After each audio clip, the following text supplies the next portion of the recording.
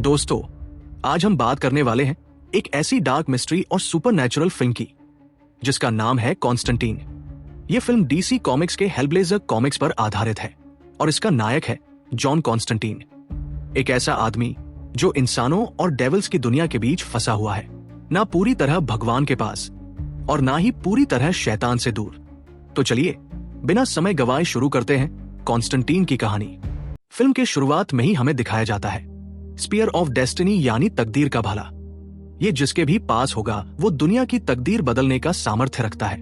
Mexico में एक खंडहर पड़े चर्च में दो आदमी कुछ ढूंढ रहे हैं। उनमें से एक का पैर वहां जमीन में धंस जाता है। उसे वहां फ्लैग में लिपटा हुआ एक हथियार मिलता है जो और कुछ नहीं बल्कि स्पीयर ऑफ डेस्टिनी था। उसको हाथ में पकड़ते ही उसके हाव भाव बदल जाते हैं। वो वहां से जाने लगता है। उसका साथी उसे आवाज लगाता है लेकिन वो नहीं सुनता। रास्ता क्रॉस करते वक्त एक तेज रफ्तार से गाड़ी उसे टक्कर मार देती है लेकिन उसे कुछ नहीं होता। उसका साथी ये देखकर हैरान रह जाता है। उस आदमी के हाथ पर एक निशान बन जाता है और वो वहां से भागने लगता है। यही स्पीयर पूरी फिल्म की सबसे बड़ी की है। अब आता है हमारा मेन हीरो जॉन कॉन्स्टेंटीन। वो एक एग्जॉर्सिस्ट है, यानी जो लोगों के अंदर से डीमंस निकालता है। लेकिन कॉन्स्टेंटीन कोई रिलीजियस हीरो नहीं है। वो ऐसा इसलिए करता है क्योंकि वो खुद नरक देख चुका है। असल में बचपन में उसने आत्महत्या करने की कोशिश की थी और इस वजह से उसका सोल सीधे हेल के नाम लिख दिया गया। लेकिन अब वो खुद को रिडीम करने के लिए डीमन से लड़ रहा है। अब एंट्री होती है फिल्म की दूसरी अहम कैरेक्टर एंजेला की। एंजेला एक डिटेक्टिव है जिसकी जुड़वा बहन इजाबेल ने सुइसाइड कर लिया है। एंजेला मानती है कि इजाबेल पागल नहीं थी और सुइसाइड भी उसने अपनी मर्जी से नहीं किया। कुछ तो गड़बड़ थी। वो मदद लेने पहुंचती है कॉन्स्टेंटीन के पास। कॉन्स्टेंटीन को एक और बड़ी प्रॉब्लम है लंग कैंसर, क्योंकि उसने बहुत स्मोकिंग की है। उसके पास बस कुछ ही दिन बचे हैं। मतलब वो दो तरफ से फंसा है। एक तरफ मौत और नरक की सजा और दूसरी तरफ डीमंस की एंडलेस लड़ाई। एंजेला कॉन्स्टेंटीन की मदद से अपनी बहन इजाबेल के डेथ मिस्ट्री को इन्वेस्टिगेट करती है। कॉन्स्टेंटीन को पता चलता है कि इजाबेल ने सुइसाइड नहीं किया था। उसे डीमंस टारगेट कर रहे थे, लेकिन असली प्लान इससे भी बड़ा था।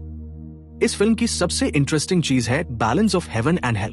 मतलब एंजल्स और डीमंस सीधे इंसानों की दुनिया में दखल नहीं कर सकते। वे सिर्फ हाफ ब्रीड्स यानी आधे इंसान आधे एंजल और डीमन भेजते हैं। कॉन्स्टेंटीन इन हाफ ब्रीड्स को एक्सर्सिज्म के जरिए रोकता है। एंजेला और कॉन्स्टेंटीन को धीरे धीरे सच्चाई पता चलती है। असल मास्टरमाइंड है गैब्रियल, एक एंजल। गैब्रियल को लगता है कि इंसान बहुत वीक और सेल्फिश है। वो चाहती है कि ल्यूसिफर का बेटा मैमन इस दुनिया में आकर इंसानों को पनिश करे और इसके लिए वही स्पीयर ऑफ डेस्टिनी इस्तेमाल किया जाएगा। एंजेला की जान खतरे में पड़ जाती है। कॉन्स्टेंटीन हेल की यात्रा करता है by putting his feet in water और कॉन्सेंट्रेट करके। वो देखता है कि इजाबेल सच में हेल में गई है, यानी उसका सुइसाइड प्लान का हिस्सा था। यहीं उसे असली कॉन्स्पिरेसी समझ में आती है। मैमन को एंजेला के शरीर में लाने की कोशिश हो रही है। गैब्रियल भी इसमें मदद कर रही है, लेकिन कॉन्स्टेंटीन अपनी चाल चलता है। वो अपने हाथ काट लेता है और खुद को सैक्रिफाइस की तरह पेश करता है ताकि ल्यूसिफर द डेविल खुद उसे लेने आए। अब एंट्री होती है फिल्म के सबसे आइकॉनिक मोमेंट की।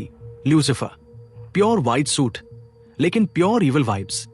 ल्यूसिफर खुद आता है कॉन्स्टेंटीन की सोल लेने, लेकिन कॉन्स्टेंटीन उसे बताता है तुम्हारा बेटा मैमन अभी इस दुनिया में आने वाला है। ल्यूसिफर तुरंत एक्शन में आता है और अपने बेटे को रोक देता है। अब कॉन्स्टेंटीन मरने ही वाला है। ल्यूसिफर उसकी सोल लेने लगता है, लेकिन तभी कॉन्स्टेंटीन खुद को सैक्रिफाइस करता है एंजेला को बचाने के लिए। इस निस्वार्थ काम की वजह से भगवान उसे स्वर्ग हेवन ले जाने लगते हैं। ल्यूसिफर ये देखकर हैरान हो जाता है, लेकिन कॉन्स्टेंटीन को जाने नहीं देना चाहता।